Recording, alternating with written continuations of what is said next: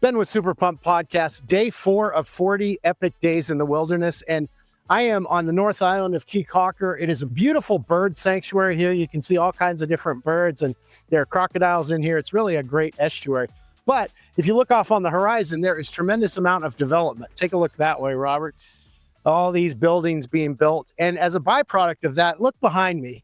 Right behind all those beautiful birds, tons of PVC pipes. Just this, I guess, they were doing plumbing. So you got supply lines, you got waste lines, all just literally in the estuary. It's really shameful.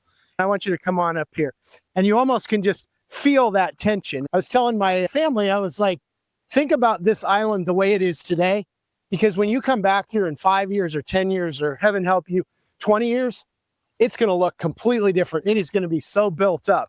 About the time I said that, as we were out here riding bikes and we're going through really what is pretty land, we came up upon, you're gonna have to walk with me. Whoa, I thought I got a gator or a croc, but it wasn't a croc. But you come up here and you're gonna see just the biggest, most massive developments you've ever seen. There's always been that tension between tourism and development and growth and developers and preserving the natural landscape. I grew up in Phoenix, where they were eating up the desert at a pace of an acre an hour for a long time. But look at this. This has all just been completely clear cut.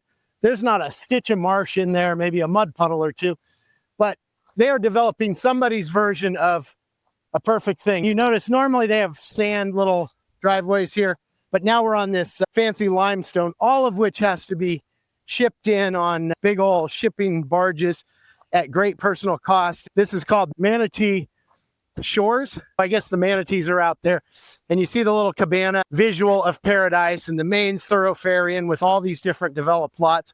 But I want you to come on up here, and I'm going to show you a little bit more.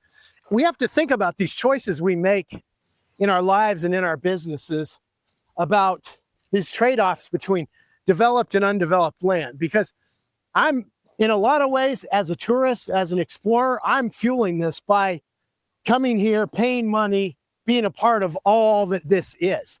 And I love it here, but I also don't love what it's doing to the natural landscape. I want you to just see this last final piece of this here.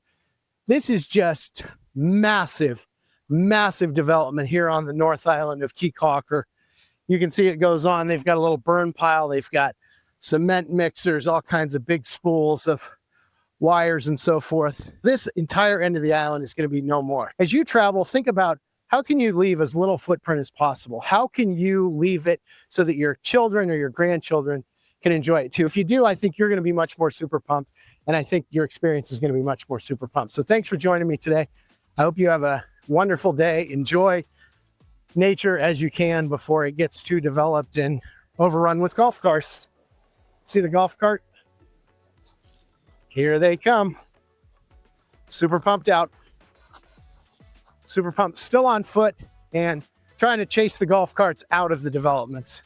Thanks for joining me today.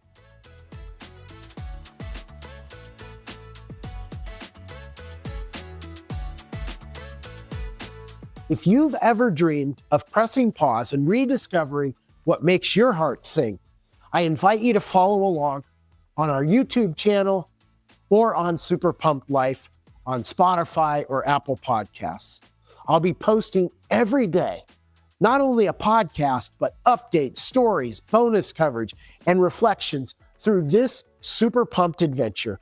If you're one of our awesome audio-only listeners, I would encourage you to go over to YouTube to see the incredible video footage of all that is going on in this 40-day super pumped adventure in the wilderness. Thanks for joining me today, and I will see you tomorrow.